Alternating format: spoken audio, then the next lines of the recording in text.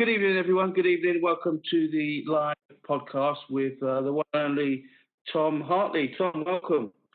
Evening. How are you doing? Pretty good, thank you. Pretty good. It's been a long time, but finally we've got you on the podcast to go through your journey. So let's start at the top, Tom. For those who don't know you, what's your current role in the game? Current role in the game, lots of different roles probably at the moment. Within football, I coach at Arsenal within the Girls Academy. So I'm one of the coaches with the under-14s age group there at the club. Been coaching at Arsenal for about 3 years. So up until recently, my full-time role was at the club, looking after women and girls development programs. So that's everything from grassroots game through a development program all the way into the Girls Academy. Recently left Arsenal though, so I continue to coach there when we're back on the grass, but now work at UK Coaching. For those of you who don't know UK Coaching, I guess it's like the central body for kind of coaching standards in the country and coaching support. And my role there is a senior coach developer. So within that, I look after people who go out and look after coaches and then provide some support for coaches as well. So yeah, they're probably the two main parts of the game, as well as, of course, tutoring within Bucks and Bucks. Yeah, Tom's a tutor and delivers on the level 1 and the level 2. And our paths first crossed, Tom, in the FA Skills program. Not so long ago, actually, but the program where we were working with 5 to 11-year-olds. Do you want to sort of touch on that and what that involved? Of course. No, FA Skills, I think for a lot of coaches was an amazing experience and an environment where there was this huge amount of development that took place. The skills program started back in 2007 with the brainchild of Sir Trevor Brooking. They got Tesco on board as their commercial partner and went out to really focus on coaching 5 to 11-year-olds. The tagline at the start of the program was the skills revolution, which at the time, it almost felt like it was. And I personally believe that the 10 years that I had in the program and what we as a group of coaches were exposed to really set the FA and almost a generation of coaches into a different place than others. So when the FA youth modules were being designed and built, they would come to us first. We would almost be their guinea pigs to have a go at the content, feedback, so they could shape and structure the course. And I look back on my time at the FA. I was in a few different roles within the program, so a coach, a team leader, and then moved into a slightly different position, which was more area manager, like managing the relationships between county FAs and the skills teams. And I think in terms of an environment for development for coaches, it was huge. It was all about helping the coaches feel empowered, time to reflect, time to plan, and then I'm kind of aware, obviously, in football clubs, there is a lot of pressure on coaches to go out and coach. Whereas I didn't always feel that in FA Skills. You had that ample time to do your planning, to do your reflection. But the amount of time you were on the grass wasn't silly. It was managed really carefully. And it was quite interesting. It almost came up in a conversation I had at work recently with another coach developer, talking about the pace you go about coaching and the amount of delivery that you do. And if you're a 25-year-old coach, you've got 50 more years of doing this. So you can't just do all the time. You have to really think about the pace in which you enter your practice and how much you do on the grass and really look after yourself. So no, Skills was great. Obviously we worked together on the program there, which lots of fond memories. Yeah, it was good, and it's just interesting. You touched on a point there about sort of doing, and Mitch is on the call now. We often reflect and talk about the time that we spent in community programs, and it would have been, get in your car, breakfast club, curriculum session, lunch in your car or out the window, onto an after-school club, out to a development centre, and there was no time to reflect. It was just constantly churning out sessions. And also, we being full-time in that role, the beauty was that we could have ample time to plan, do, and review. We did have time to look at short and medium-term plans and just make sure that we got it right. So, I mean, I agree with you, Tom. I really look at that stage so fondly. And, I was coaching probably 20 years prior to my role there. But what I'd learned in the 6 months or a year in that skills program would stay with me for the rest of my life. I'm talking about really going into detail with the 4 corners, things like behaviour management, which I would never really considered before, and probably most was the detail in the planning and planning for the what ifs and contingency plans, etc. So no, I totally agree with you there, and it was some fond memories. I agree. Rich, where are we going next? We're going back to the beginning, Tom. Where did it all begin to? I can remember that far back, Rich. Mate. So I'm not ashamed to say it, even on a podcast with Barks and Bucks, I'm a huge Swindon Town fan, and I know Swindon Town in some areas of the county is a bit of a swear word. It all started for me with Swindon. I got taken to the playoff final, 1993. Swindon beat Leicester 4-3, got promoted to the Premier League, and I feel like I'm really lucky because at that point I knew whatever I did in my career or in life, it had to be football. And probably like 99 out of 100 boys' dreams, it was to be a player. Of course it was. When I got to about 14, 15 years old, I realised that technically I was never going to be anywhere near that. I think everybody else probably realised a couple of years before me, but neglected. So the coaching was always the next best thing that I really wanted to do. So I started coaching at Swindon, did my work experience at the club. At that point where most kind of novice coaches will have started putting up Samba goals when it's -1 in February half-term week, and really kind of doing the graft and the hours and kind of learning from the bottom up, if you like.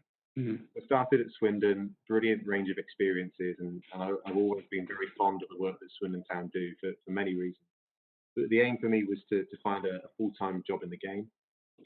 And at the point, as we all know, finding full-time jobs in football, it's gold dust. There aren't that many of them about, and they're highly competitive when they do come around. And you need to know some of the right people, you need to be in the right place, and you need to have the right kind of experience. So I kind of set out on thinking, right, what can I do to stand out, stand myself apart? I went off to America for about a 6-month period, similar to Mitch really. So I coached in Chicago when I was out there.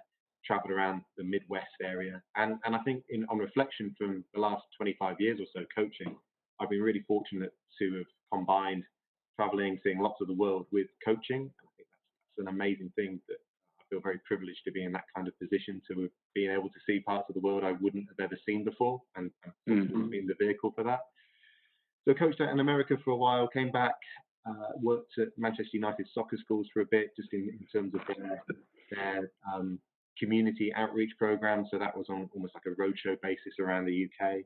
And then the job with FA Skills came up, and I found myself in the right place at the right time, coaching at the Centre of Excellence at Swindon, went on a course up at Keele University and bumped into the induction period of the skills program. And after a few meetings and getting to meet the right people and putting myself out there, I got a job. So that's really where it all started, and it never went back. Yeah, you mentioned there, Tom, back in the days at Swindon about learning from the bottom up, and then obviously sort of working in Chicago in the US. I know the answer to this, but did that really help you, give you that good grounding to the position that you've got today? Hugely. I think it's really important if you're looking at coaching as a career to really think about what the game looks and feels like at every single level. Everybody starts at grassroots. It doesn't matter who you are. If you're a player or a coach, grassroots is where the game begins. And actually, it's not necessarily about developing the next best Premier League player. It's about developing people. And if you do a good job at that, the footballer inside them will take care of themselves to an extent. Yeah. So the work at Swindon was great because I think similar to Mitch's journey and Mitch's conversation last time about actually working to then go and do some football, or football is as a job. And I worked in a gym in the mornings and then went off and did my coaching in the afternoon. The gym work paid the money, and football coaching at that level, you're not really in it for the money. So it was a vocation in many respects, but always with that long-term aim of getting a full-time job in the sport. So I feel like now I work in football, I work in coaching, and don't feel like I've ever really worked a day in my life. It's doing something that I absolutely love. So I'm very, very fortunate in that respect.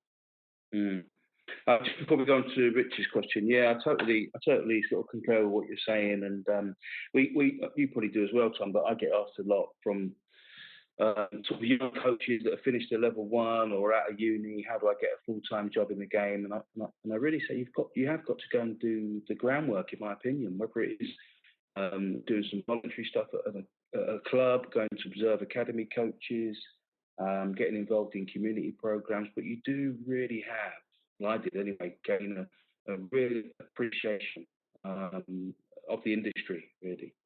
So yeah, no, interesting. And do you know what, Mark? Sorry to cut across. That's all right. I think actually that coaching journey, or that journey you might go on as a coach if you're pursuing it as a career, isn't necessarily a linear one. It's not going from assistant coach to head coach of an age group to then the next age group. Mostly non-linear, yeah. Well, exactly, and I think actually, all over the place.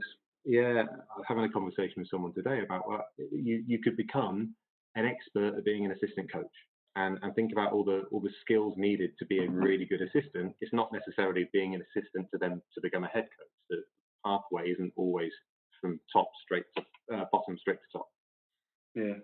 Yeah, and prior to my time in the FA, I'd always say that I had 20 years experience. Looking back, I probably had 20 years experience of doing a very similar thing, similar job, and didn't really sort of branch out prior to that. My time with the FA, sort of doing different things or delving deeper into what coaching was really about. Rich. Yeah, Tom, you talked about the Swindon days of 993, and correct me if I'm wrong, but Glenn Hoddle was player manager then, was he? That's right. Good knowledge. Yeah. Great knowledge. And so, what coaches do you admire? Is Glenn one of them, or is it more like present day? Or good question. Glenn Hoddle would be a coach I probably admire because I've got fond memories of his time at Swindon. He went on he left us for Chelsea in the next season, so that kind of fizzled out. In terms of coaches and people to kind of aspire towards or look up to, I wouldn't, because of where my career is and the route I want to take, I wouldn't necessarily say looking at the managers in the Premier League or those worldwide names would be that route for me is what an aspirational manager or coach would look like. I guess for me, there's probably people who sit maybe outside of football or in different roles in football who I think are great coaches, but for different reasons. They're really good at connecting with people and engaging people. So to give you an example, a lot of us on this call will know, I know that Rich, you'll know, and Mark, and Pete Sturgis, example, someone who's an expert at working in the foundation phase, is brilliant at kind of coaching the person in front of them, at really making sure that the type of language that they use, the way they coach, the way they get to understand their players is really appropriate for the age that they're working with. So for me, a coach I've always kind of wanted to emulate, if you like, and always aspired to be like is Pete. So he for me is a big one. And then almost looking outside of football, there's two coaches who I almost have spent time with, observed, and really wanted to understand the way that they work. And I appreciate for a lot of people on the call, the names might not be familiar, but really accessible. You can read up about them. So there's a guy called Richard Cheetah. So he's a professor at Winchester University, and effectively he's a professor of play. I can't think of a better type of job than that.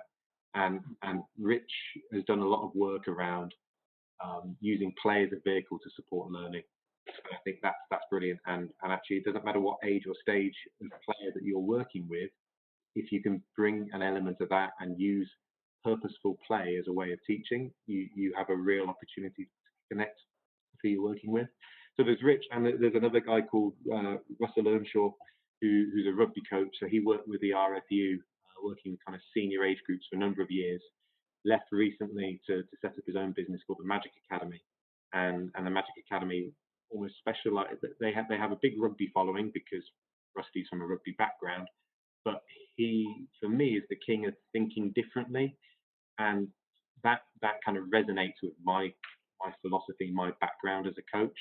Almost looking at innovative ways to get a message across, asking really good questions, thinking about practice design maybe in a non-traditional manner. So he again is someone that I think is a coach who is an expert at asking the right question at the right time, or just approaching a problem in a different way. I saw a quote the other day from Pirates of the Caribbean.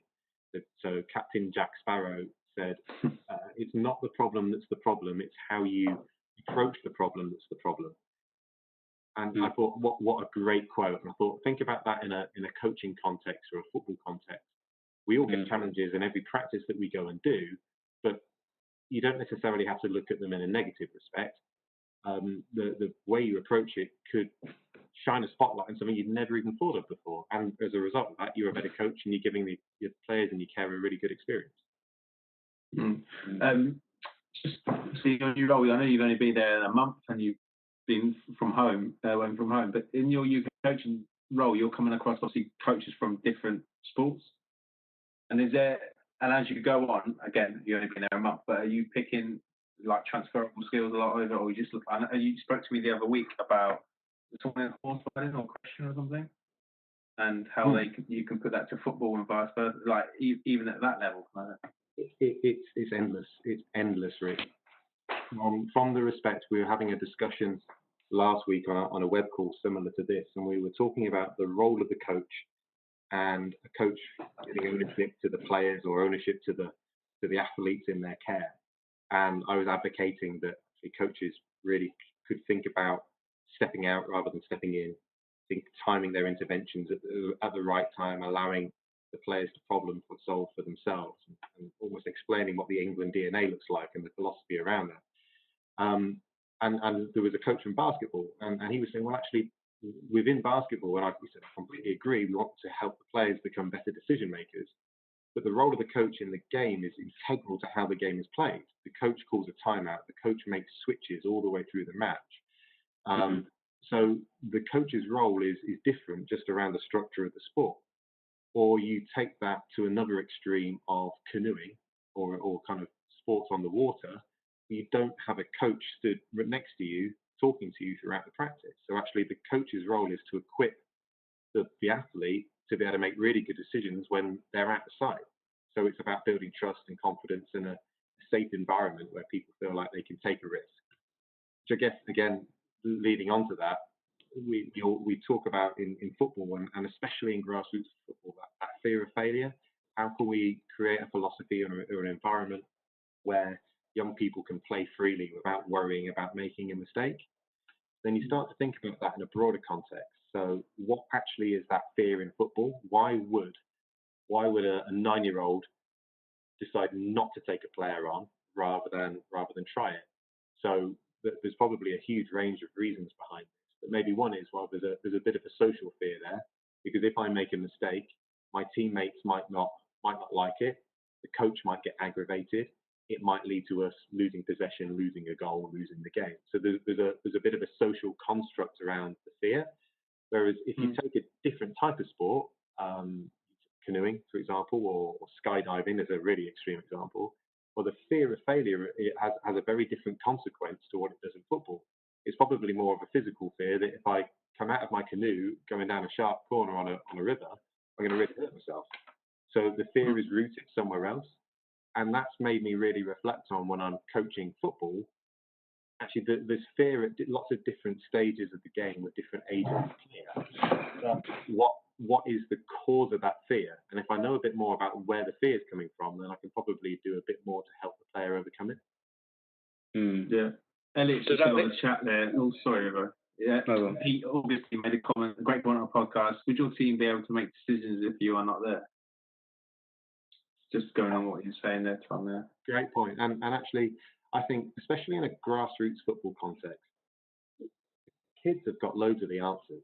And maybe as coaches, we need to be better at asking them the right questions or setting them the challenges so they can show us this stuff. And almost to an extent where you're coaching yourself redundant, you're there from an observation or just tweaking and pulling a few strings here and there. You can let the kids manage some stuff, because then if you give them that ownership and responsibility, then when it comes to the game, commas, and they don't need you to tell them what to do. They've seen these pictures and seen this happening in training time and time again, so they can solve the problems for themselves. Mm-hmm. Yeah, I mean, that probably links into when we talk about game sense and game craft and TGFU work. Let the game be the teacher. And as we talked about many a time, sometimes that gets sort of misconstrued and people think it's just a case of just letting them get on with it. But I suppose what you're saying then, Tom, is it probably links back, circles back around to knowing the individual. And you talked about it's about people, knowing what challenges to set and when to come in with the interventions and what type of questions and when to ask certain questions. I think it links into all that, doesn't it? Yeah, hugely. And to quote Pete Sturgis, on one of the youth modules, he said something along the lines of, to make no intervention is an intervention in itself. Because coaches, sometimes we could be Google for the kids. We could give them the answer and shortcut all the errors they could have made on the way, which would have helped them find out stuff that they would have not known otherwise. And this whole gamecraft thing and using games as a model for teaching, I'm a massive advocate of that. But it's almost with a bit of caution. You don't want to just let the players play a game and then that's it. It's using the game to shape the learning experience for the players. So how do we modify the pitch? How do we shape it and give the players some of the triggers that we might expect them to see on a match day in practice, but through a game?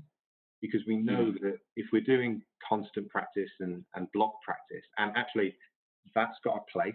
It's not necessarily, wouldn't be my preference where I'd go first, but there's definitely value to having block practice and that type of practice integrated somewhere. But we know that if you play games which has got lots of interference, chaotic situations, because the game's chaotic, the pitches are different all the time. If we prepare the players for that in training, then actually when it gets to the game at the weekend, they've got more connections in their brain to fall back on to make better decisions. If you think about the army, for example, they prepare soldiers to go into war for a multitude of situations. They can't rehearse every single situation that they might find themselves in, but they can help soldiers think about the principles of what survival looks like and what helping each other looks like through lots of different challenges, tasks, scenario play. So same if you're an RAF pilot, you would sit in a simulator and you would have some challenges and some situations thrown at you, some based on things that have happened before, some based on things that the trainers think might happen.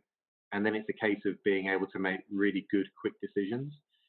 And football in the same respect is equally as chaotic. The consequences of making a mistake aren't as severe. But if we can give players lots of things to consider in the same moment, then they become experts at problem solving and the technical stuff takes care of itself. Can I give you a problem to solve, Tom?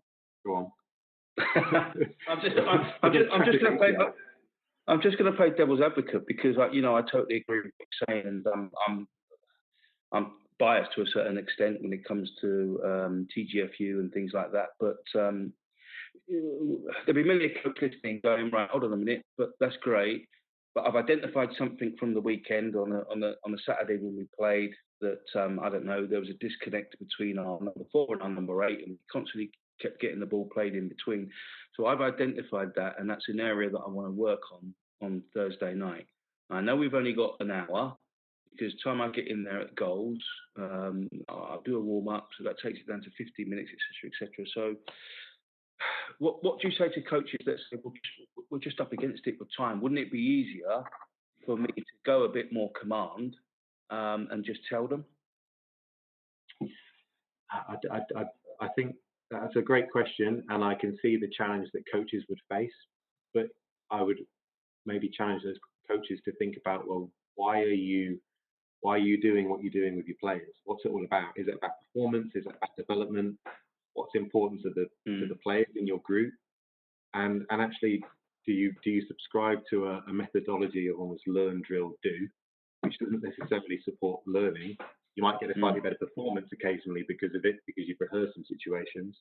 Or do you move to a point where you can still use a game to create scenarios and the situations that you saw at the weekend in training, but you just set the practice up in a different way. So rather than rehearsing different moves that actually may not happen again next time you play, you could talk about some principles of when we've got the ball and when we haven't got the ball, and reinforce them through different challenges, different situations. I don't know. Take for example, you're playing your strategy as a team. You want to sit deep because you want to win the ball from deep areas and play on a counter attack. So you might set up in training an attack versus defense game where you've got some challenges for the out of possession team to drop off. You've got some challenges for the in possession team to try and put lots of pressure on. But rather than having wingers on the pitch who are stood redundant for half of the session because it's about defending to attack, you put some mini goals in there that when we win the ball, we can play into that mini goal. And there's almost a trigger there that helps the players recognise something similar to what they'd recognise at the weekend. So I genuinely believe that no matter what the challenge you have within your group, you can, as long as you're able to give yourself a headspace to plan something and really think about the design of your practice, genuinely believe you can use some kind of game-based situation to help them learn about how to deal with it better in the future. Yeah, and I totally agree. And this is the plan, do, review model that we constantly talk about. And I can't stress it enough. And I know you'll echo this, Tom. But how important that is to spend equal time doing that. And I was as guilty as anyone of, okay, plan it, go for it. But then I wouldn't look at the review process. I wouldn't. I'm talking about when I first started coaching, I probably wouldn't have had like carousels in place. I wouldn't have catered for the different individuals. It's so important, isn't it? Well, like you just say, if you have a plan, do, review model, which I'm sure, I know the FA within the coaching fundamentals really makes it really clear. It's so important to do this, and it'd be the same across other sports as well. As soon as you get a really busy person, the first thing that I think will probably drop off is the review, because I can do the planning still, I can do the do, but then I'm busy, the review goes. And then if people get busier, the planning time gets shortened or drops off completely. And then you just end up doing stuff. And excuse the phrase, but the more you do, you'll probably end up in the do because your progress, you're not going to develop, you're not going to move forward. So do you know what, even now, like we're in a really unique time as coaches where we can't do the do bit. So almost, can we reverse the planning cycle? So now, could we do review, plan, do? So we're now thinking about, right, what have we done pre-corona? What's worked? What hasn't? Could be really honest with ourselves. Then almost plan forwards. When we get back on the grass, what am I going to expect from my players? They haven't seen each other for how long? They haven't played football for a while. The extent of their physical exercise has been, okay, I think their back garden is. So what can I now plan for when we go back? Because it's not going to be the same as what it was before all this. There'll be some kind of new normal in there. So I think this is a unique time that we never get as coaches, because we're always going from one practice to the other. And there's so much stuff like this that the coaches go and learn, connect with new groups, understand different approaches, and really, really think about, well, how can I make small changes to what I'm doing that will make a big impact on my players in the future? Yeah, some good points, Tom. I just want to move it on now, and you probably touched on it already, but your sort of playing and coaching philosophy. How would you describe that? How would you best describe your playing and coaching philosophy? Forever changing, I think, is probably a good way of putting it. I would imagine that if you'd have asked me that question 5-6 years ago, the answer would be probably different to where I'm at now. And a lot of that is thinking about making your practices really player-centered. So it's imperative, especially when you're working with the foundation phase or younger players, that you give ownership, you give accountability, you give responsibility, because without that, you're not necessarily helping the players fulfill their own potential. So I'd say it's forever changing, and part of the reason for that is just the things I've tried to expose myself to. So coach for a while, been through FA level 1, level 2, level 3, start an A license when we're back in the normal world. Recently started a master's in education, So I'm on the second year of that now, and almost looking at some principles around motivation, self-determination theory, um, possibility thinking, which is linked to creativity. So that's creativity in terms of creating moments in your practice where players have an opportunity to solve problems, or you as a coach can be innovative in the way that you deliver stuff. It's for me opened up a whole different world of thinking, and coupled with that as well, actually in football, if you look in maybe some clubs, there is possibly a traditional way of doing things. We've always coached like this, so we will continue to coach like this. And I've really enjoyed looking at other sports and other worlds to see if where we can make different games. So, for example, within kind of hockey or rugby, how they're playing invasion games in a similar way to us, but do their coaches approach training in a slightly different way? So, whereas we have the four corner model in football, and we really focus on the psychosocial, in my opinion, should really come first, followed by the technical, tactical stuff and the physical stuff. In hockey, they have a youth development system called the Golden Thread, which is very similar in its principle, but it's built around the end in mind. So you're thinking about where do you want this person to be at the end of their development pathway, and they've got some really clear criteria about what type of players they want to develop, a little bit like the England DNA in football. But looking at these different worlds has been interesting, because I can take the bits that I think are really applicable to football and bring them back in and see what they go like. Again, for me, another key quality of a really good coach is someone who's got brilliant empathy. So someone who can listen to their players and understand what they're thinking, and can have an open, honest, trusting conversation. So who's best at empathy? Well, I think in many respects, nurses, for example, are fantastic with their empathy skills. So if you want to develop your empathy, chat to a nurse, see what they do. Differentiation is a challenge for coaches everywhere, finding that balance between challenging the best and really helping the ones who are working towards. For me, in the rest of the world, masters of differentiation are teachers. They do it every day with classes of 30 children, and they find lots of innovative ways of different levels of understanding. So if you're challenging, if you're struggling with some differentiation, maybe chat to a teacher and see what strategies they use. I think there's lots to learn out there. Yeah, some really good points. I often say, especially in the football world that we're in, you think about when you have I'm trying to think when I'm in the barbers having a debate around football, but do we listen to educate ourselves, or do we listen to defend? And invariably, when I'm in the barbers, it's listening to defend. I'm kind of listening, but not listening to what you're saying, but I'm already ready to defend myself. Whereas sometimes if you listen, you can educate yourself and learn more. But no, really good points there, Tom. We need to move on. So we're going to go on to, we're going to look at systems of play and things like this. But I don't know if you're actually coaching a team now. I know you worked in the Centre of Excellence. You can answer this how you want, whether it's your personal preference or it might have been, the Girls Academy at Arsenal's part of their philosophy. But what are your sort of preferred systems of play? Are we talking kind of in possession, out of possession, formation, that type of thing?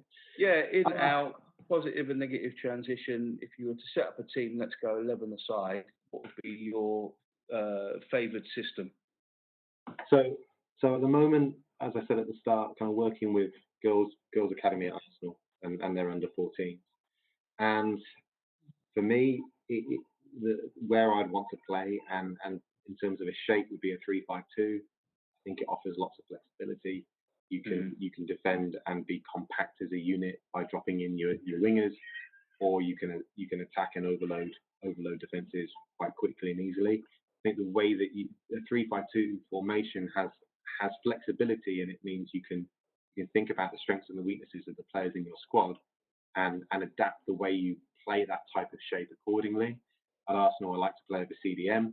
So actually the 3-5-2 lends itself really nicely to that. You can have CDM drop in deep, but then you could almost switch it and have a front three with a 3-5-2 at times, or even a front four. It's for me a versatile formation and the way I'd want to play.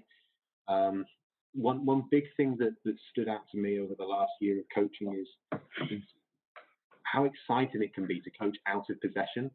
And I don't think I felt like that until recently. But on the premise of we're out of possession, but our role is to dictate how the other team play. I love that mindset and that methodology of, well, we don't have the ball, but we can still control the game. And someone asked a question recently about, well, what does it mean to control a game? Is it having more possession than the other team? Is it having possession in different parts of the pitch? But you can be controlled without the ball, yeah. Yeah, precisely. And for me, you look at some of the best teams in the world who are really comfortable out of possession because they can set a shape. They can use their shape and their body movement to almost manage where the other team are. Let's go through it against Liverpool. Well, there we go. But a team for me in the Premier League this year who stood out for doing that really well has been Sheffield United. If you watch them play out of possession, it's almost like their players swarm across the pitch. There's no gaps within the way that they play. They're really dynamic and fluid, and I think that style is a really attractive way of not having the ball. And then when you do have it, all of a sudden you can influence quick counter attack, playing on the break, which for me is exciting football. Yeah, it's interesting you say that because I've looked at it a lot more now, and as individuals, what are we in possession of the ball for less than a minute? I think it is. So it sort of screams at me as well. Why don't we coach that a little bit more? If my team's got possession of the ball, I might not necessarily have possession of the ball. So where am I? What's my movements? How am I looking to exploit space with the ball? And I've said it before, and my old coach, I just hear his voice screaming and bellowing in my ears. But if I'm not in possession, am I in position?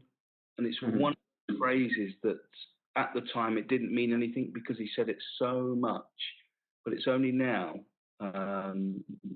probably the last sort of 5 years, I'm thinking, that makes a lot of sense now. If I'm not in possession, am I in position?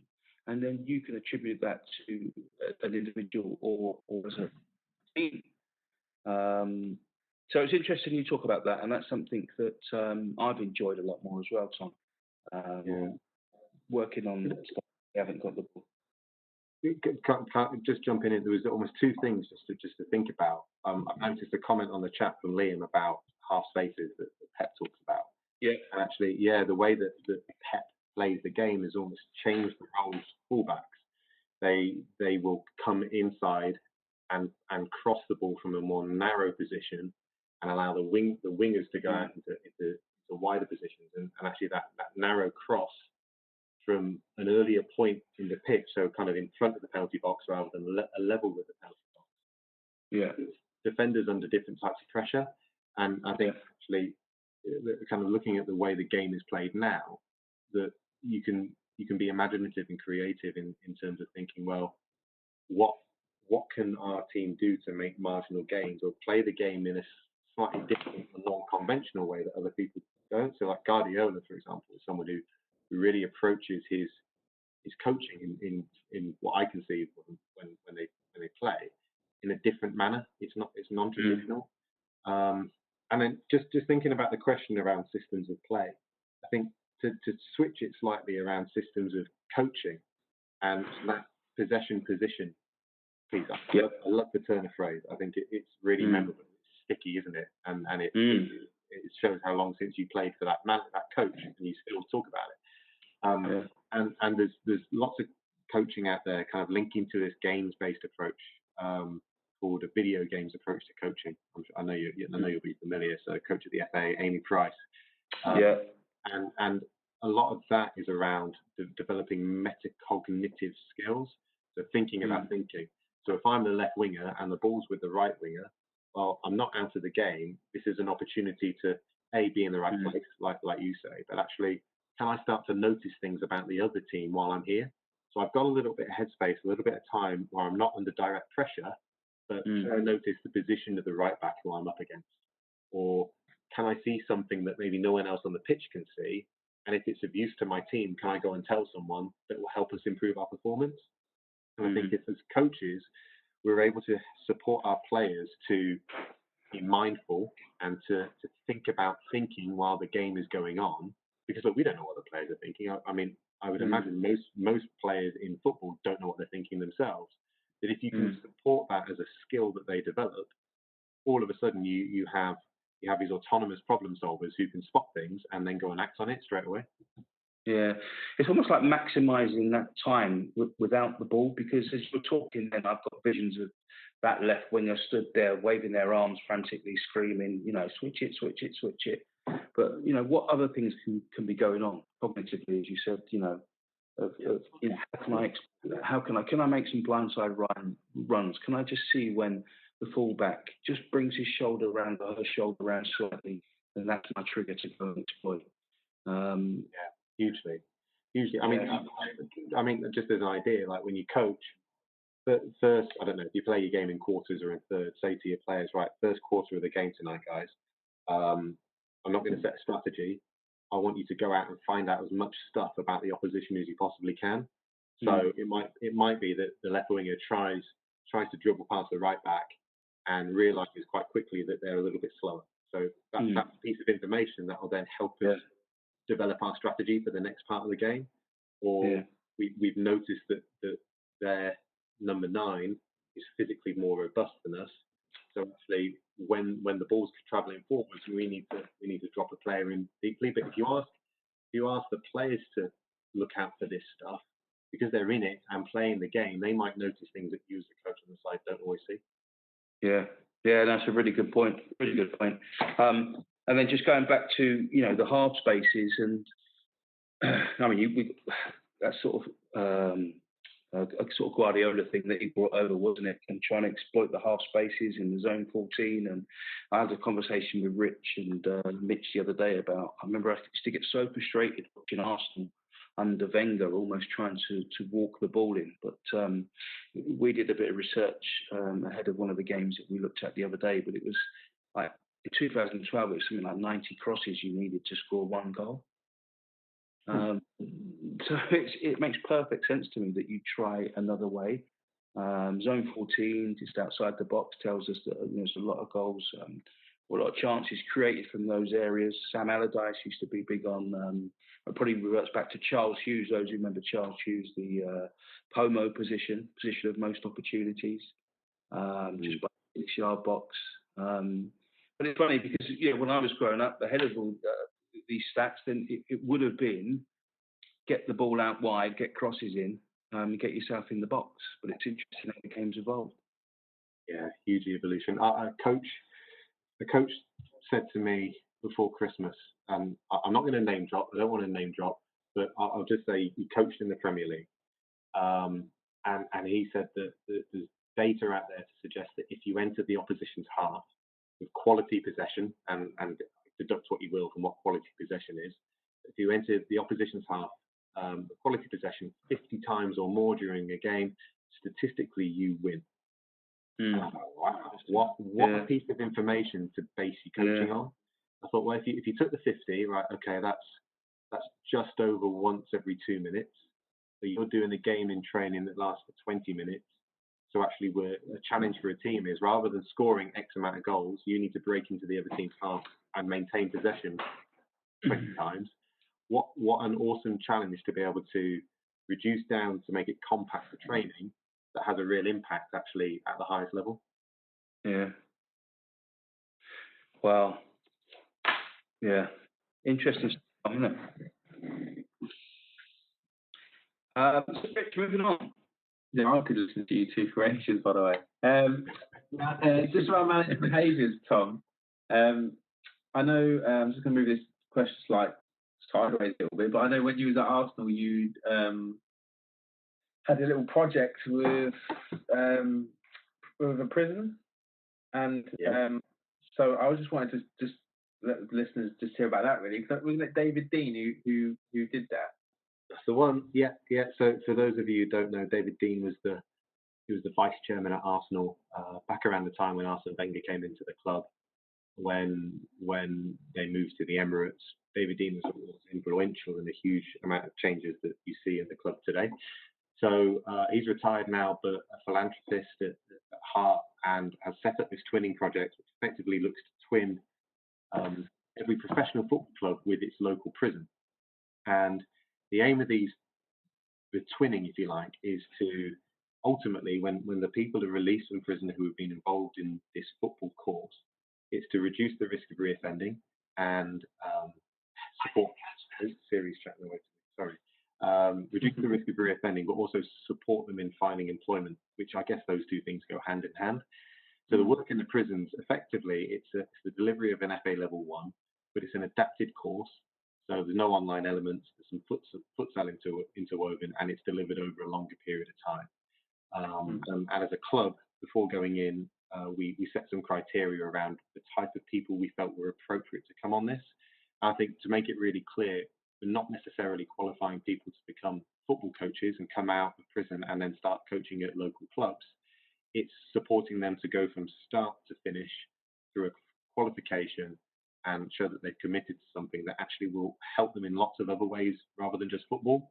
Football, if you like, is just the vehicle for supporting them with their resilience, their communication skills, whatever it might be. And I know that going and coaching and providing football in prison could be a bit of a divisive topic. Some might say, well, actually, people who are in prison, that's a luxury. But maybe going to prison is the punishment in itself. And when you're there, that's the time to recalibrate and get ready for coming back into society. So yeah, working in that environment has probably been one of the most rewarding things I've ever done as a coach, because the benefits of what you do, the impact you can have on people on a human level is just extraordinary. And you can do something great in an academy and the kids go away happy. You do it here, and actually you go into 6 weeks on the bounce going and delivering this course. These people have seen you and connected with you more than they have their own families. You can have a seriously impactful part to play on their lives, and that's almost amplified because this was a women's prison where I was going and coaching on a regular basis. For a lot of them, their relationships with men were complicated at best. So to be that, and this didn't occur to me until afterwards really, and someone mentioned it, to be that consistent, positive, and trustworthy male in their lives could have a huge impact on the way that they view the world, view themselves. So yeah, that's been a really, really interesting experience and really different to what I expected, because 18 months ago, someone would have said, Tom, you'll love this and you'll feel at home. I don't think I'd have believed them, but my God. And the big thing is when you go in there and you start talking to some of these people, and look, I'll caveat this by saying they're there rightly, they've done some bad stuff, but when you talk to them, you start to really appreciate there's a whole host of reasons why they end up here. Someone said to me that their mum was their drug dealer when they were 12 years old, and I think if that was the same for all of us, the route we had been on and the journey we'd have been on, we could have well ended up in the same place. So yeah, using football as a vehicle to really help people just see a different future, it's awesome. It's absolutely awesome. It's exceptional what you've done there. And in terms of like how did you have to change the way you delivered to that group of people, or was it how did you? Because I know you've done a level 1 a couple of years ago now, didn't you? Was it any young offenders? Yeah, in Milton Keynes, yeah. That was a very different experience. Yeah, I think going into a young offenders prison, that environment is really different to maybe what an adult prison might look like. And I think I was ill-equipped, if you like. I didn't necessarily know what to expect when going in there. So the experience of that shaped the way I wanted to approach going into the women's prison. What did I do? What did I do differently? I think the number one thing to dial up, if you had a DJ deck in front of you, the dial up would be choice, because you're working in an environment where people don't have any of that. They're told when to go to bed, when the lights go out, when to eat. So if you can give people choice about type of practice they design, or do you want to do the classroom bit first or the pitch bit first? Choice on that level is more choice than they normally get. And if you give them a bit of that, they suddenly buy into some of the stuff that you're wanting to say. And I think I said this in the workshop we did on Saturday, but if someone realizes that you care, then they start to care about what you know, and it's not about Tom from Arsenal coming in, kind of showing them all these fancy games they could play.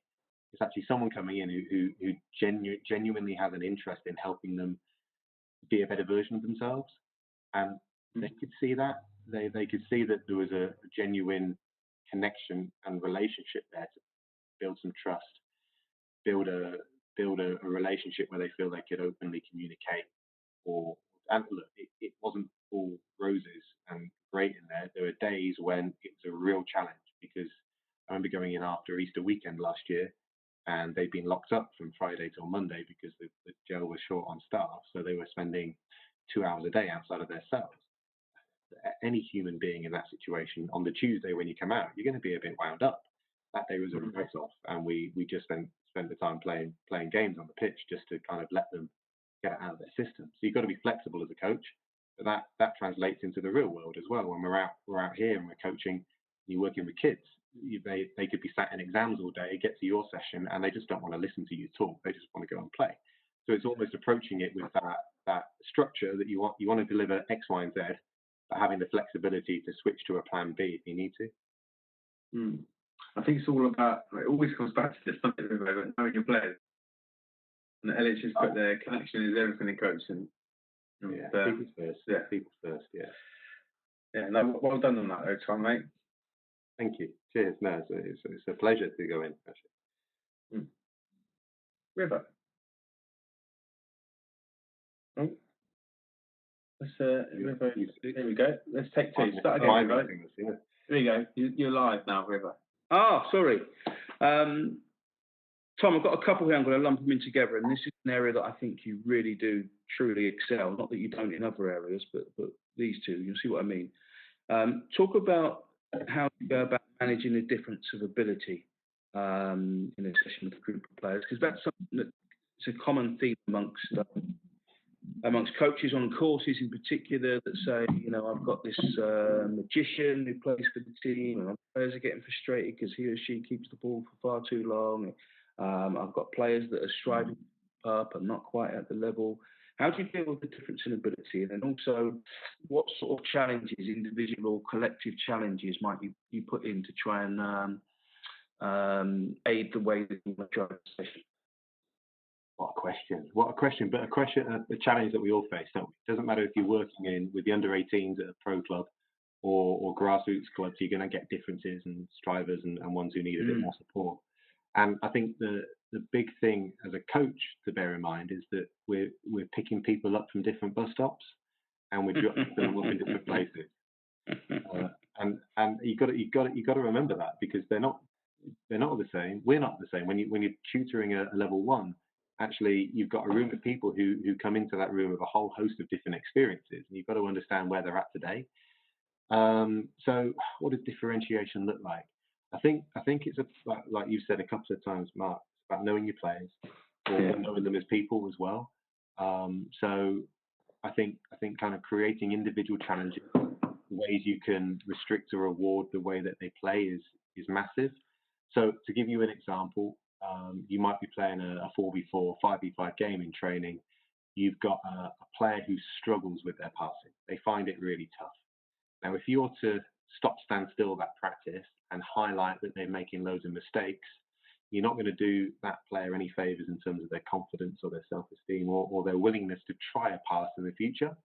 So maybe approach the problem differently. It's not the problem, it's the problem. It's how you approach the problem. Should be my hashtag catchphrase. So this player struggles with passing. So I tell you what, Johnny, right now you've got a superpower. Any pass that you make for the next 5 minutes in the practice can't be intercepted.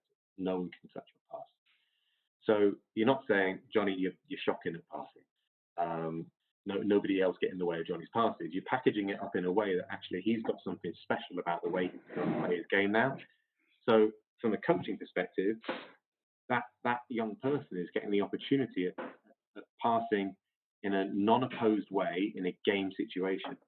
So he's getting the information from the game to say, what type of pass should I play? How hard should I kick it? Who should I pass it to? They're making all the right decisions, but without the worry that anyone's going to get in the way of it, because they're invincible for their passing for the next 5 minutes. So it's almost, the Cube, the show Philip Schofield used to have on TV. And if someone found it too hard, they'd chuck in a simplifier to end the game. And maybe as a coach, you just almost have that mindfulness to say, I've got a simplifier in mind for these 3 players if they find this practice hard tonight, but I'm going to put it out there to the whole group. If anybody wants to just make this slightly easier, come and ask me and I'm going to give you a special challenge.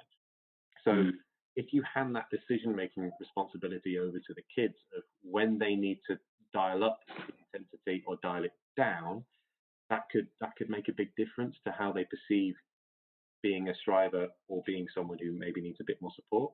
Because that young person who's struggling with his passing might be the best decision maker that you've got on your team, but the chances are he hasn't had the chance to show that to you because all the technical stuff he's finding really difficult. So I would say that an approach like that really helps, and then you can switch it. So you could think about the players in your team who are striving ahead, and you could set them an individual challenge or make things a little bit tougher for them. Steve, when you get the ball, because I know that when you get it, you love taking players on. If you take on 2 players and score, it's worth 2 goals for your team. You don't have to. If you take on 5 players and score, it's worth 5.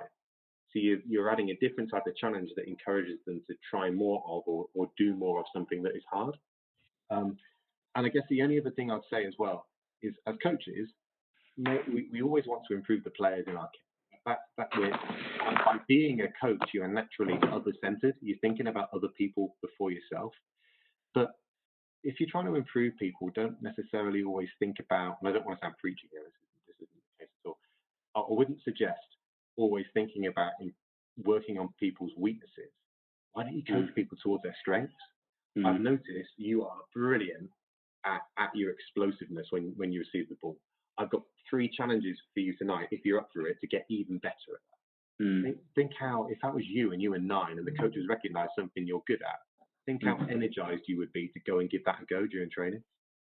Well, that was the story about Messi as well, wasn't it? When Messi started to first come on the scene, and one of the coaches said, well, I'm not sure about him because he can't use his right foot. And then the other coach said, well, who cares when he's got a left foot like that? Let's make his left foot even better. Yeah, exactly. It just reminded me of, again, growing up, and it would always be, now try on your left foot. Let's make your right and your left sort of equal. But someone said to me, we can find a super strength of yours. Let's try and enhance that. Wow, that would have been hugely powerful at the time. Or like two things. Well, echoing what you're saying, Mark, rather than trying to make people well-rounded, why don't we try and make them well-pointed? And building on that, maybe a mechanism you could use with your players and your team to help them do a bit of self-evaluation that then helps you coach them is, I'm going to hazard a guess. I'm going to say lots. I'm not going to give you a number. Lots of kids play FIFA, right? They're so familiar with it. They know the generation. That's it. And actually, it's a great way of teaching the game. And rather than fighting it, I think as coaches, maybe we need to embrace what FIFA does for kids' understanding of football. But you play Ultimate Team. You get a player, you have a player card, and there's maybe 6 or 7 attributes listed on this card, such as passing, dribbling, tackling, strength, whatever it be, and a rating out of 100. So tell you what, at training next week, boys, I want you to come and make your own FIFA card for yourself. Rate yourself out of 100 on the attributes that maybe you as a coach have identified that are really important to you and your team. And then they come in with their FIFA card feeling pumped that they've done this for themselves. They've got real ownership about it. But then as a coach, you can think, oh, he's scored himself lower on dribbling than anything else. Well, I wonder why that is. And then that could open up a conversation. It could lead to you setting a challenge. Mark, what did it take for you tonight to improve your dribbling score by 5 points? What can we do together? Then all of a sudden you're co-creating like what the learning looks like for them. And the coaching isn't done to them, it's done with them. Excellent points, Tom. Really, really good. I love that FIFA idea. Elliot likes your what's it called? The cubes idea. Says what I call it the idea. You might be a fan of the cubes, I'm not sure. Thanks, yeah, just got a quick question for you, just because we're on the subject, Tom. How would that work for the other players? So he's talking about where is that superpower of the pass, so no one else can even intercept the pass. So he said, how would that work for the other players? They then have to move out of the way or do unnatural things to compensate someone that requires extra help. I would think about how they approach the challenge in a different way. So let's say his pass can't be intercepted, but what can they do to make that pass more tricky? Where can they stand so when the next player receives it, how can they have an impact on regaining possession? So it's almost you're saying, so the superpower part comes from the video games approach to coaching that I mentioned earlier. And there's two elements of that for me, actually there's more than two. There's so much of it that really stands out to me as a coach. One is about pausing and one is about replays. And without going into too much detail, pauses give the players the opportunity to stop the practice at a time that suits them. So they might use a pause for a cheat. So we're being overloaded by the other team. They're coming through. They're about to score. We're going to use one of our pauses allowed in the game so we can stop the game, move our players back, and defend the attack. Now, people who are maybe challenge the video game approach, and rightly so, will say, well, actually, that will never happen in a game. Well, no, it won't. You won't get the chance to stop the game like that. But you are hoping that the players will recognize situations which are dangerous or situations that might lead to us losing the ball or losing possession. So by giving them the opportunity in games to be invincible with their passes, then all of a sudden you're making a player who in that game maybe had less of an impact, probably the most dangerous player on the pitch. So how do you deal with that? How do you re-strategize based on this new problem that's in front of you? How many times does your grassroots team set up on a Sunday morning and know what the other team's game plan is? None. So why do we expect the kids to figure it out really quickly? So maybe we need to be able to help them make sense of it for themselves. It's decent. I love all this. A couple of other things, Tom, as well. Sonny lost the idea of rating themselves. What he said of the old team suggestion. I love it. And I don't even play for a team. I might do it tomorrow. Just moving on, Tom. What would you say would be the differences in football from when you started? Even go back to 1993 if you want, to the game now. Coaching or playing? Let's put you in coaching. Mark, you might disagree. I don't know. I would say that when you start a level 1 course on that first day, and I'm sure most of the people on this call have probably been on their level 1 or been around coach development, coach education. The first time you see the learners coach, I get really excited about, because for me, it's like an insight into what they've been exposed to in the past. And I think a lot of us coach the way that we were coached, especially when we're a beginner coach. That's kind of our point of reference for where we start. And what I'm really, really interested in is between now and the next 10 years, when that first session on a level 1 starts to change and it becomes games based and it doesn't isn't a drill or dribbling in and out of cones, where it's something where the people involved have got lots of decisions to make. Yeah, I think that good point. Looking ahead, that will be a big change in the way the game is being coached, which will then have a knock-on impact onto the way that the game is being played. Think about it, right? So you've got Alex Oxlade-Chamberlain came through a really similar youth development pathway, but at slightly different stages. And roughly speaking, Theo came through the pathway through kind of Southampton, then Arsenal, pre-FA Youth Award, and the Ox came through post-FA Youth Award. So they were exposed to maybe slightly different approaches to coaching. And you think about the games that they play and how adaptable and versatile the players are. So Theo's number 1 strength, without a shadow of a doubt, is probably his speed. So that speed that he had, especially in the early part of his career, set him apart from other players, made him unplayable at times for oppositions.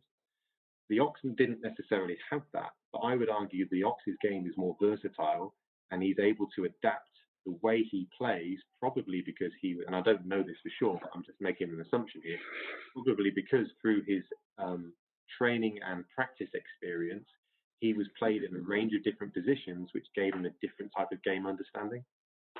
Wow. That's decent. Very interesting. That's quality. So yeah, I guess rather than looking back and how the game's changed, maybe I would want to think about looking forward and what does the game look like in 2030, but what do we do now as coaches in 2020 that in 2030 people will say, that's rubbish, why are you doing that? Mm-hmm. I'd love to know what will be obsolete by then. Tom, you said right at the beginning, probably over an hour ago now, about you did work for the skills team from 2007. Yeah. Do you think that we're now seeing, and I don't know, maybe in the Premier League, you look at, say, Jadon Sancho, he's 19. Would you? I don't know if he's been through the skills program, but are players becoming the product of that work 13 years ago? There was someone, Tom, wasn't there? There was. Did he play at West Ham? Yeah, I'll have to do some digging, but I'm sure there was someone. There's a photo of him and Frank Lampard at the front of Wembley. I'm sure it was the boy who was involved in a photo shoot. Anyway, yeah, I'd like to think so, Rich, because you can see the success of some of the England youth teams and the fact they've won World Cups and all kinds of accolades, and that's not a coincidence. It's not fluke, and I think there's lots and lots of things that go into player development. It's not just what the coach does on the day in training. There's an element of luck. There's also a way of thinking which I think has probably become more apparent in the last 5 to 10 years than it was in the 5 to 10 years before that. And I'm going to try and use a big word here. It's a transdisciplinary approach to coaching. So it's not just the first team coach designing your practice. And I'm talking about elite level sport. I'm saying, well, actually, within the design of the practice, we're going to involve our analyst, we're going to involve our sports scientist, we're going to involve our physios, our strength and conditioning. And together, as a working group, we design what practice looks like based on what the players need at this point in time.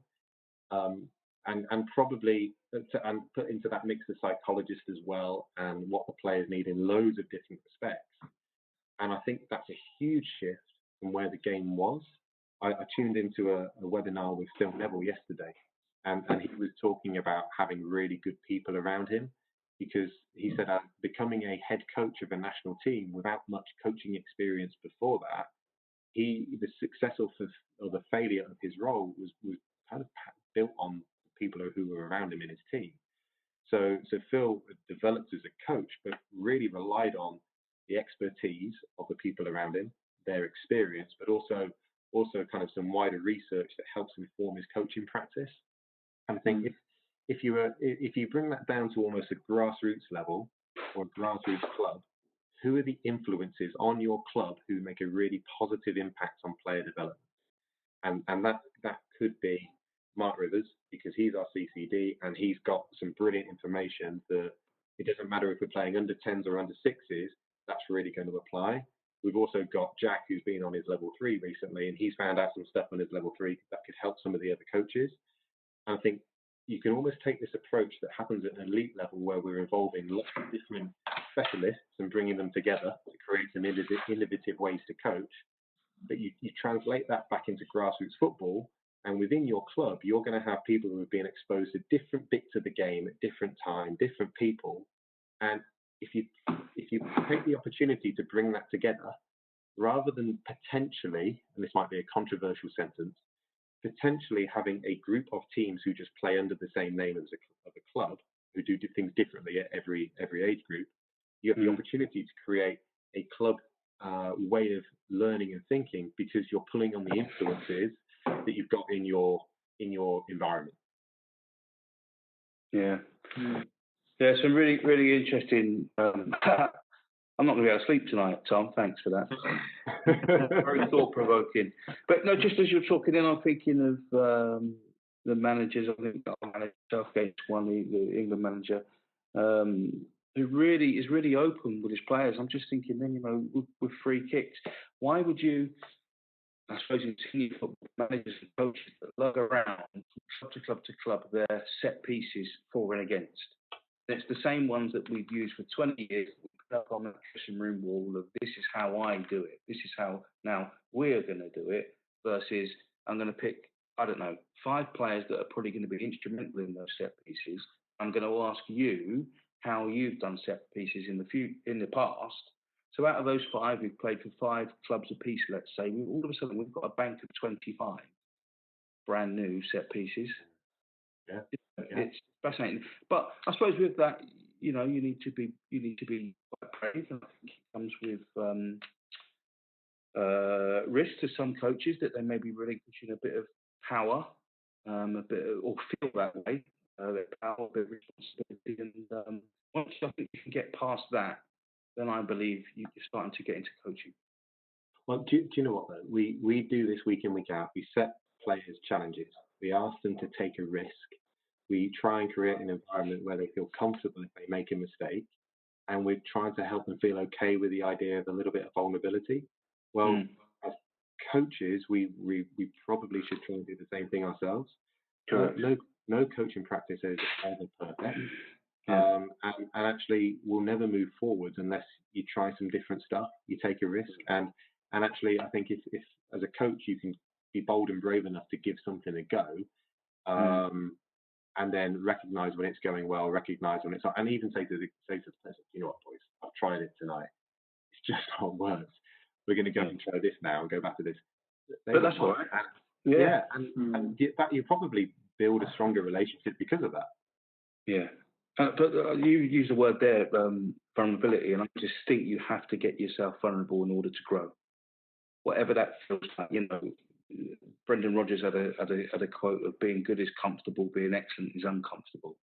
Get yourself in uncomfortable situations in training or a match day. It might be doing your team talk in earshot of the parents. Get uncomfortable, because then you're looking to strive for excellence. We can be good. Just be good. It's fine. There's nothing wrong with that. But if you want the next level, I believe you've got to make yourself vulnerable, whatever that looks like. If we always do the things we do, we'll end up with the same results. Yes, exactly that. Rich, I'm just conscious of time. Let's go for quick fire, I reckon. Should we finish with a bit of quick fire? You ready, Tom? Do you want to rattle through these, Rich? Yeah. You ready, Tom? Yeah. Yeah, go for it. Hit me. Right. Pep or Jose? Or Jose? Pep. Wicked. Through the thirds or direct? It depends. Oh, come on, mate. You get Through the thirds. Good lad. Q&A or command style? I want to give you an obscure answer again. Q&A. Constant or random practice? Random. He's been very quick fire so far, isn't it? Barca, yeah, very good. Barca or Real? Barcelona. Foundation phase or youth development? Foundation phase. I was going you can say that. Striving to keep up or forging ahead? Both. Stop, stand still or drive by? Drive by. And you can do this as a player yourself or whatever. Passer or dribbler? Dribbler. That's not me. That's not me. Nobody wants to see me play football. So. And finally, Premier League or La Liga? Premier League, but my preference would be League Two. Do you know what? So I've got 10 out of 10 there, Tom. Did you really? Final quick 5 questions quiz. I just knew what you were going to say. Yeah. Brilliant. Rich, any questions?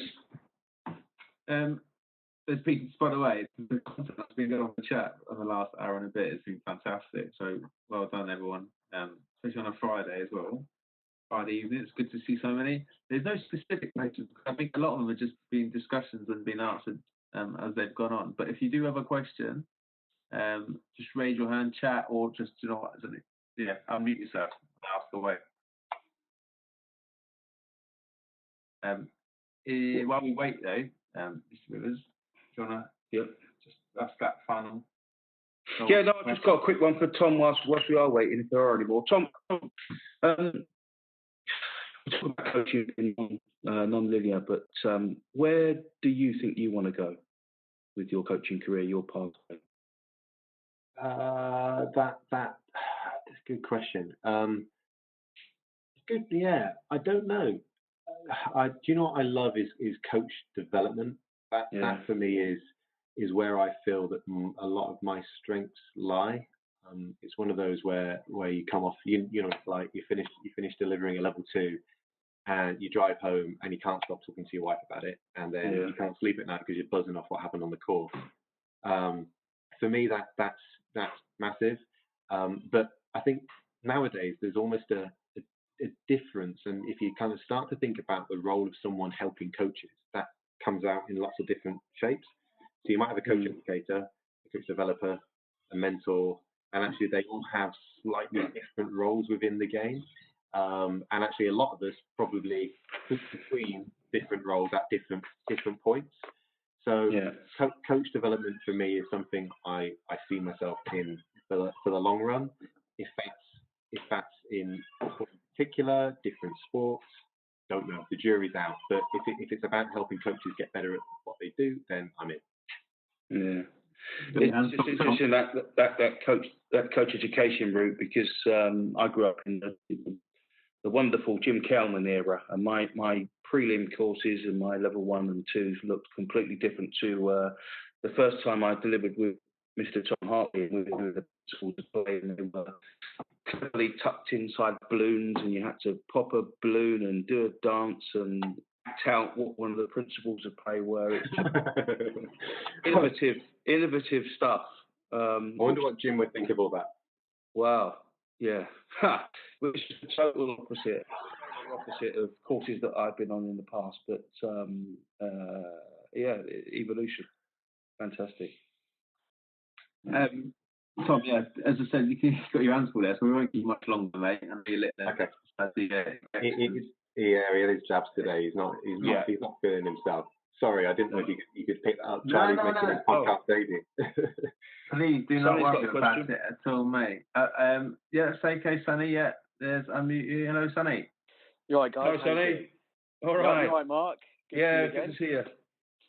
Tom, that was brilliant. I spoke to you briefly on Saturday, but again, just the stuff you've just been going through. I hope you're charging these guys for your time, because that's just incredible. Don't say that, Sonny.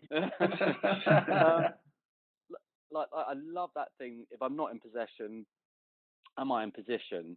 And again, I'm not one for like brainwashing people, but I think with my under 6s, under 7s, I can keep on saying that and start to get them to constantly think that. And so when I kind of say it out loud, if you're not in possession, am I in position? That will just instantly, hopefully, trigger them to think about their surroundings. I love that bit. And I love that rate yourself.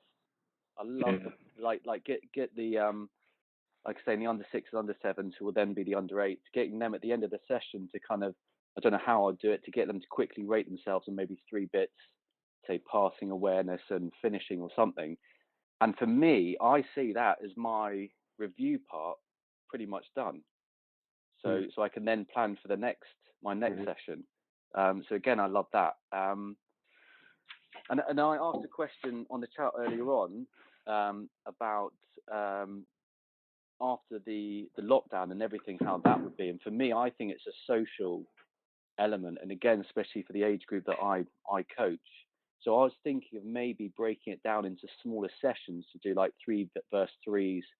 So we're not just going into games of 6v6 or 5v5s and stuff like that, and slowly build up the social element there. But I think Asif, who's also on this call, said in the chat, basically ask them as well, because I guess at that age they're going to be quite sensitive in getting back into it. I don't know, just your point of view on what you think the main issues would be for, say, a younger age group coming back together again, and again, probably only just going back to school and things like that. It's going to be quite an emotional time for them. Yeah, a couple of things, and I'm really pleased you've taken lots from the conversation. That's brilliant. The bit about the kids rating themselves in or before practice, maybe as part of your review or getting them to review, could you get them to review each other? So how can, and frame that in a way that's really positive. So can you highlight some really positive stuff that 2 other teammates have done tonight, etc., etc.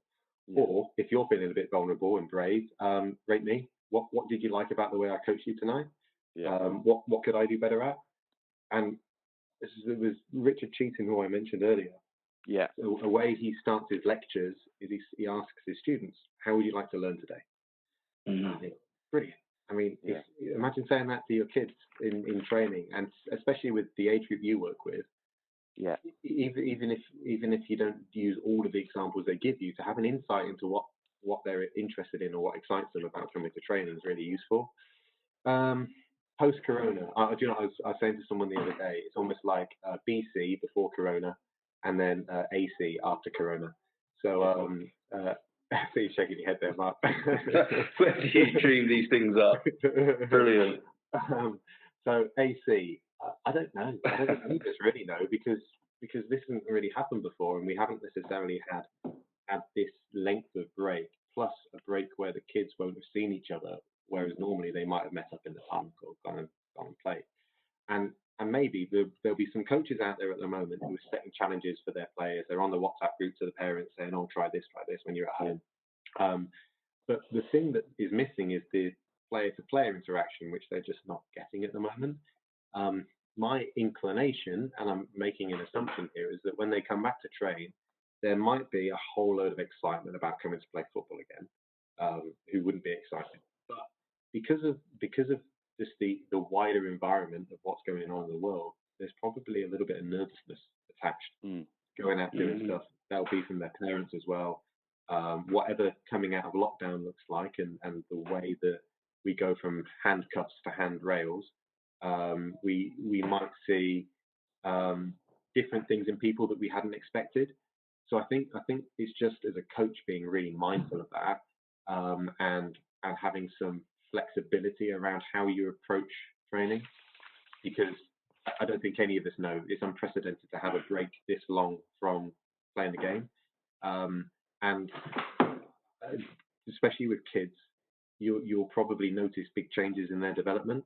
If you're working with teenagers, you might have left them kind of in BC before Corona, pre-growth spurt, and get them back during or post-growth spurt. With a 6-year-old, you think of how quickly kids develop at that age and all the different things they're learning and discovering. There might be something just noticeably different you observe when you see them now compared to when you saw them then. So I think if it was me, and when it is me going out and coaching with the team I work with, I think it's thinking about what's your role within training. Some of it might be about hustle, driving intensity, getting them back together, being the center point and making them feel good. Some of it might just be stepping back and letting them just go for it. And it might be 2 or 3 weeks of just letting them play and reconnecting with their mates and not trying to coach them anything because they're just really happy to see their friends again. But I think it just depends. Yeah, nice. Is that all right, Sonny? Yeah, perfect. Good. Thanks, Sonny. Brilliant question. Thanks for your input there. Elliot says, "There's going to be some players who got feet after all this." I can certainly vouch. My 2 boys, my 5-year-old twin boys, who haven't stopped playing football. It's good. I've got a question from Steve. Call it there. Steve says, "Tom, do you feel that coach education should incorporate more about how we learn, specifically how children learn? Many coaches will have no idea about child development but be involved in that process." See if you're there, mate. Hello? We'll give him a minute. But Tom, did you hear the question? Yeah. You know what? I think the revised, I can't call it revised anymore. It's been around for about 4 years, hasn't it? The FA courses and the way that they look now really give you a great appreciation of kind of your coaching behaviours. And let's face it, when we go out and we coach, there's really only 2 things that we can control: practice design and our behaviours. Everything else is almost a product of that and stuff that isn't well outside of our control. So I think the courses do a really good job of maybe highlighting some of the really key qualities that you need to have as a coach to help the players within your care. And I know that through, especially on the courses and bucks, we talk a lot about different learning styles, different learning preferences. I don't think there's a substitute though for really kind of getting to know the people in your care. Everybody probably learns a little differently, and understanding what works for one might not work for another. But maybe then there's just an overarching principle, and this is delivered on the courses, but maybe not made explicit in terms of the way it's delivered. Is, and I'm going to use a fancy word, right? Pedagogy. So kind of teaching and learning. Pedagogy can take lots of different forms, whether that's think of yourself on a course and you're having some discussions as a group to come up with a solution to a challenge that the tutor set you. Well, that's something you could replicate with your kids because you're sharing opinions and doing things in a different way. It might be that some of the content the tutor on the course tells you because it's some new information that might help you with your coaching. Well, actually, that would translate into you as your coach telling your players some new stuff because that will help them develop their game. Or on the course, the coach educator might say something like, go and plan a practice. You've got half an hour. Here are some things you might need to cover, but come up with something new and inventive and creative. Again, translating into a world as you as a coach with your players. Right, boys or girls, you've got 5 minutes. Go and create a challenge for your opposition for the next part of our training session that's going to make it really hard for them to play the game in the way they would like to play. So the principles of teaching and learning, I think, remain the same, but they maybe not, it wouldn't be explicitly taught like that on a course, but actually the way the course is delivered actually is a way that maybe you could approach your coaching. That's cool. Thanks, Tom, mate. I don't think that's was unable to talk, but hopefully answered his question. Just a couple of things before we finish about AC, which I'm not going to call it after Corona. Liam says they'll be doing team sessions on Zoom, so they can chat and the children can chat and joke and practice some skills while they can chat. So they're still keeping that social element, which sounds good. Elliot says you can even send something out to ask them what they want to do first session back to help planning. He also asks, what if some children have actually been playing more football? Maybe may even have some more creative ideas, which is a really good question. Great point. Tom's left his details on the chat. Those who want to follow him and email him as well. But Tom, I know I'll let River finish, but for me personally, the last hour and a half has been fantastic. I know you've put your little on.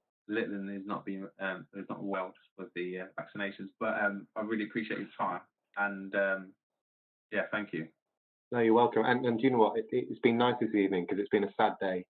My homing pigeon died, and I'm just afraid he's going to come back to haunt me. I did see it on Twitter earlier. Oh dear, River. Tom, absolutely fantastic. I've made copious amounts of notes here and looking on to a lot of things that you said. So lovely to have you on again. It's important for us to get you on. I see you on a fairly regular basis. Be able to share and impart your knowledge is absolutely fantastic. Always a pleasure. Thanks. And just I'm going to finish it right now, but don't forget, just over 12 hours time at 10 o'clock tomorrow morning, we've got Mitch Woodward delivering CPD on the match day. So be sure to join us for that. But everyone have a good night. Cheers, guys. Thank you. Thanks for tuning in. Thanks. Yeah. Cheers, guys.